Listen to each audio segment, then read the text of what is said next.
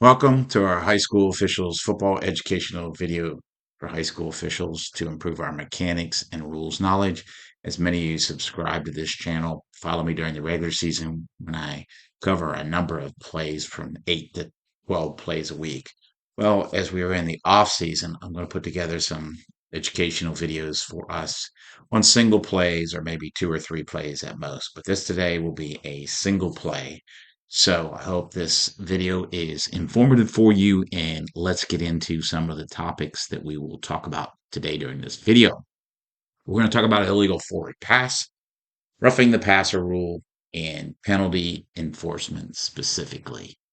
So let's first start out with Rule 751. It says illegal forward pass. It's a player of A who throws the ball with both feet of the passer in or behind the neutral zone when the ball is released, which is per the rule.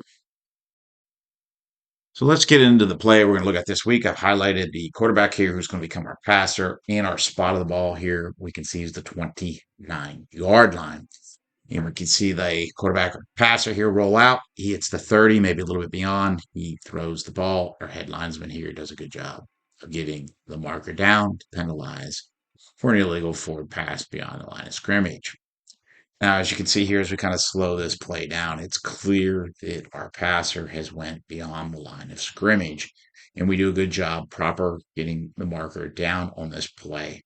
And it's important that we know where the spot of the foul is, as we'll come back to that. So you can see right here, it clearly releases the ball somewhere between the 30, 31. We'll probably want to put it on the 30 or the 31 to make penalty enforcement a little easier for us. Now, let's come back to something that did happen there, and that is this contact right here on the passer by the defensive player.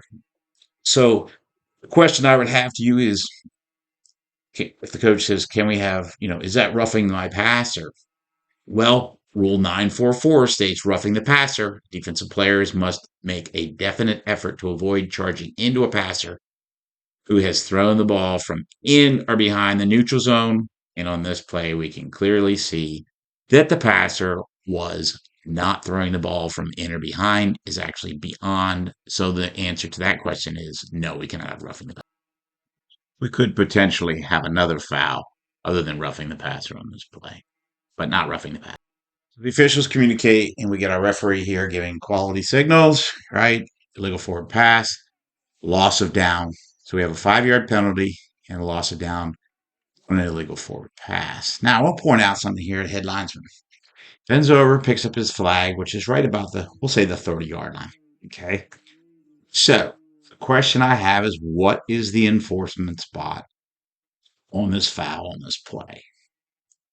We can see our umpire right here at the 29-yard line. Now, our head linesman, our umpire, and our line judge should all be on the same spot, the enforcement spot to begin with. Our head linesman and umpire should walk off the enforcement, and then the line judge should follow once it's confirmed that it's accurate. We see our head linesman pick up our flag. He's standing at the 30, and then he moves back to the 29. So the umpire and the head linesman are enforcing this foul from the 29-yard line. Can't see our line judge in this play to see what the line judge is doing. So we walk it off for the 29 and we go back to the 24. So we've enforced this spot from the previous spot on this play. So the enforcement was from the previous spot. So the question is that correct on this play? And to know that, we have to know Rule 10-4, the basic spots, which states the basic spot is the spot of the foul for an illegal forward pass, as in 752C. So by this, our enforcement spot is the spot of the foul, which we'll just call the 30-yard line. Now, you can say, wait a minute, it's just 1 yard. And yes, in this case, turns out to be just 1 yard. So we can see our two officials not on the same yard line to begin with. But let's say this was a play where the passer threw the ball from, let's say, the 40-yard line and not the 30. Would we enforce it properly? Now, I can't answer that question for the crew in this video on the field, but that's why I'm doing this video, to make sure any enforcements in the future that we get right and that we know the proper enforcement spot, which is the spot of the foul. And that's why I'm getting the marker down at the spot of the foul is important so we can walk off the penalty, because if it occurred further down the field, we want to get the proper enforcement correct on the play. Thanks everyone for taking the time to watch this video. I hope the information in the video was helpful, and I will be doing more videos like this in the future to help educate us on our rules knowledge, mechanics, and other aspects of officiating high school football. Thanks everyone, and take care until the next video.